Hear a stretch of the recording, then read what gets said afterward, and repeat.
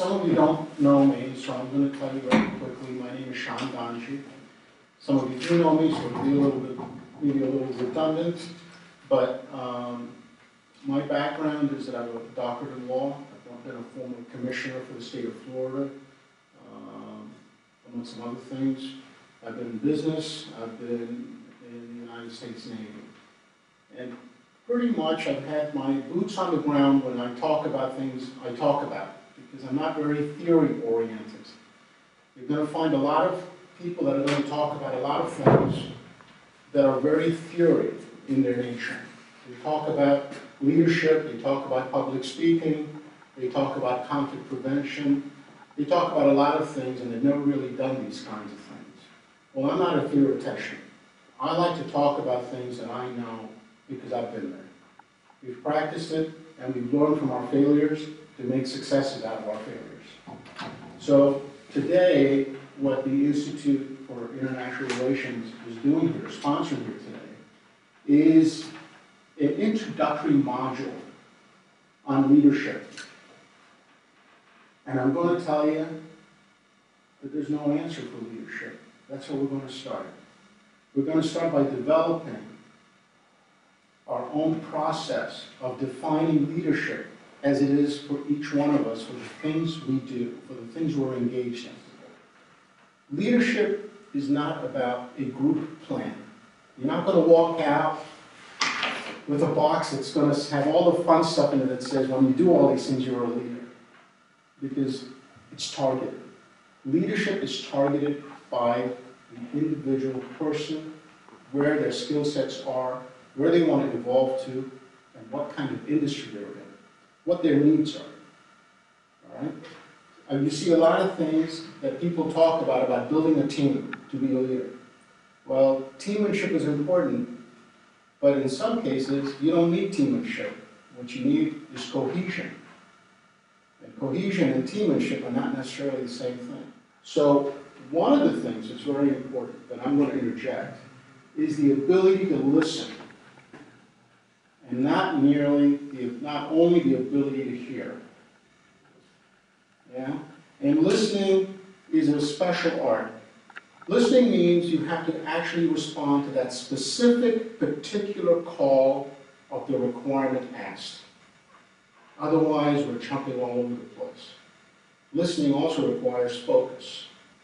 I think one of the things, because we've all got diverse backgrounds, and that's healthy, because you're all keenly targeting areas that are specific to your need.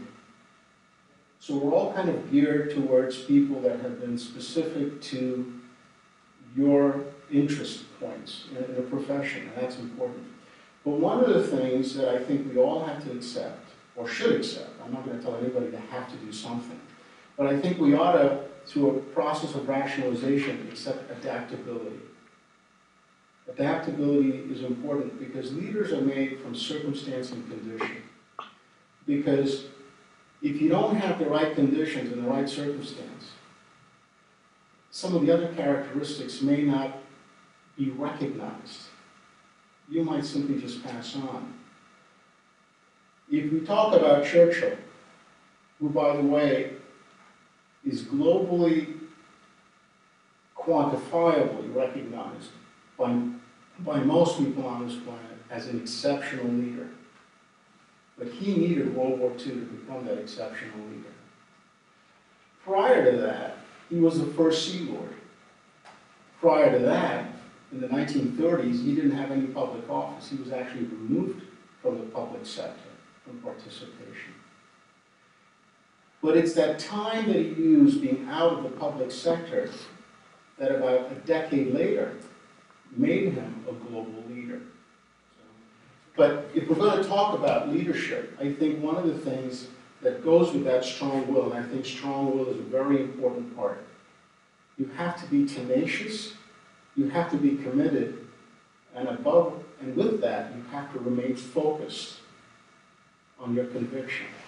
I think these are important points that you guys should write down, because as we meet further going on later and we have additional modules, we're going to explore these characteristics as it attaches to each one of you. because I want to make the group here very, very successful in the small way that I can assist you in your process of becoming leaders.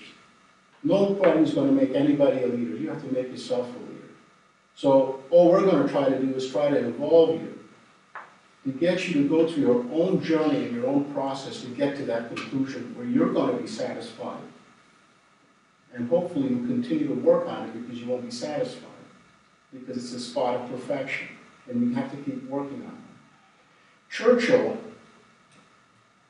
was literally a disaster as a first Sea Lord.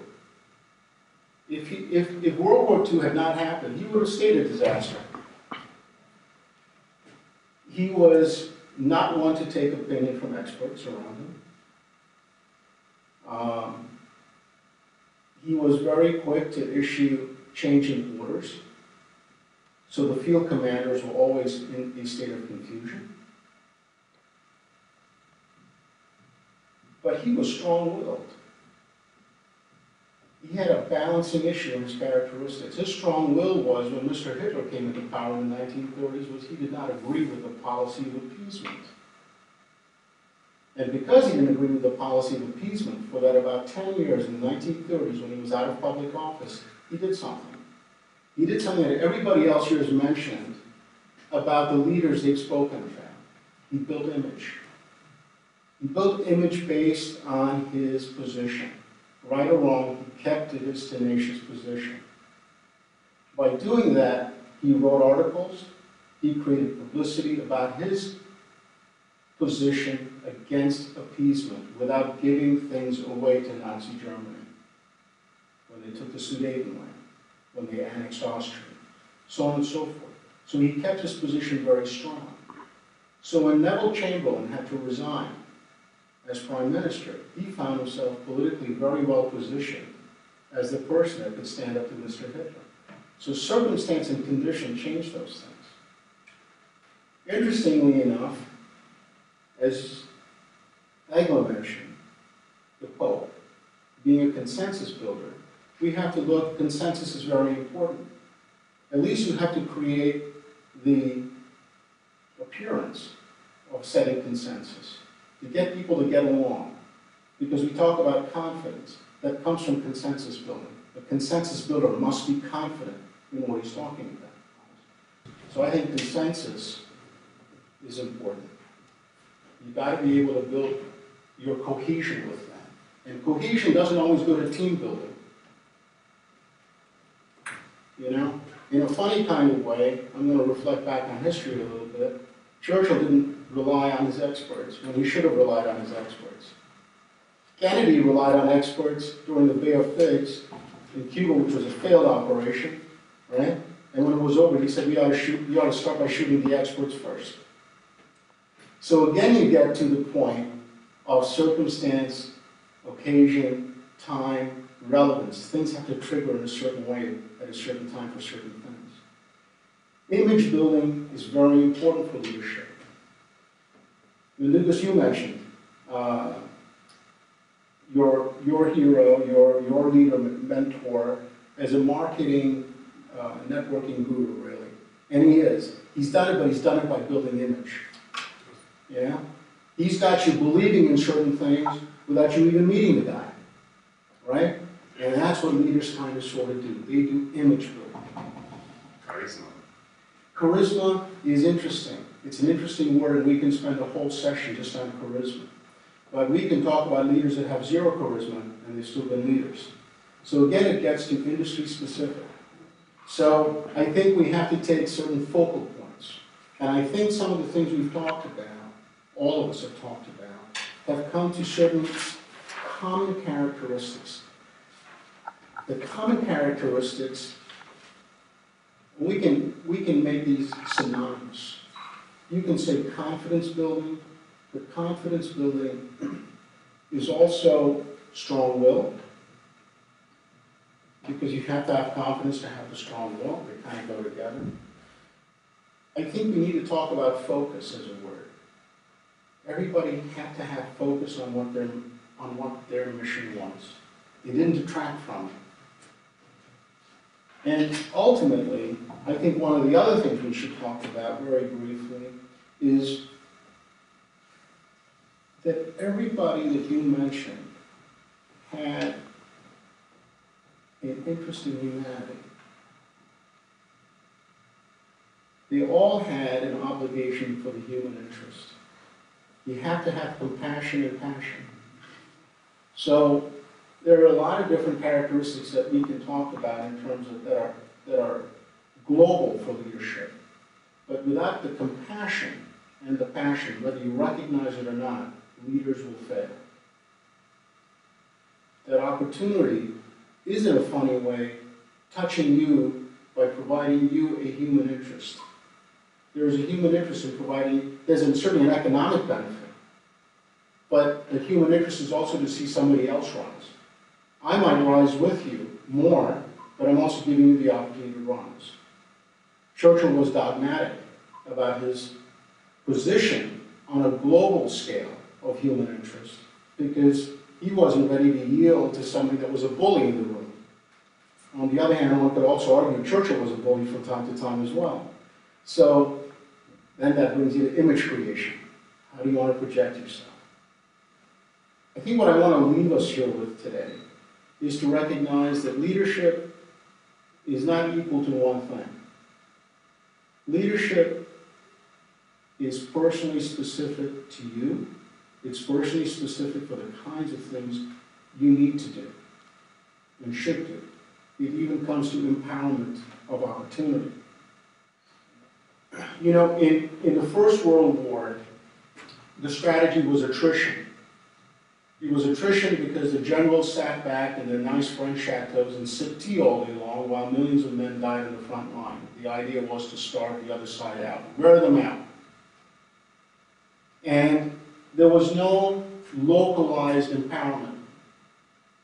It was micromanagement to the level that nobody could move without somebody at a very high level knowing what was happening.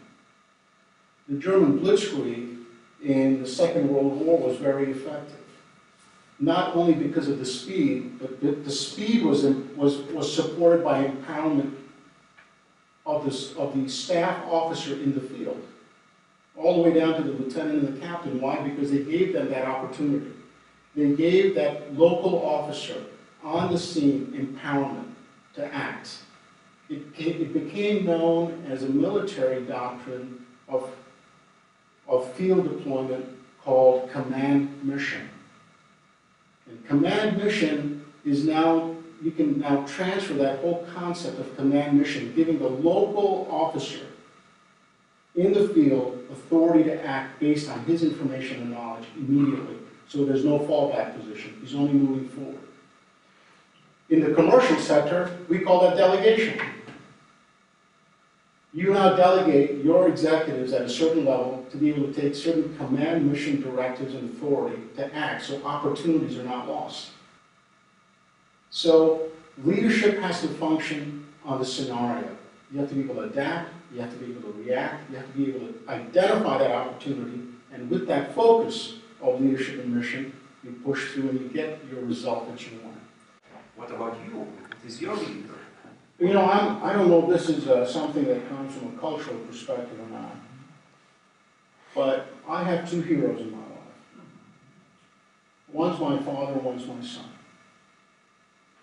And with my son, I would probably do my children, my daughter as well. But as it goes, I'm the first American to be provided political protection from the United States by a European ally, NATO member and a NATO member of the United States, which is the Republic of Lithuania. People are the power of your structure. Don't like it, change it. Don't complain about it. Sacrifice for what you want. I'm not talking about talking. I have to walk that march. This is why I'm not a theoretician. I don't ask anyone to do what I have not been able to march with my boots on in my life for. That's why I'm here in exile.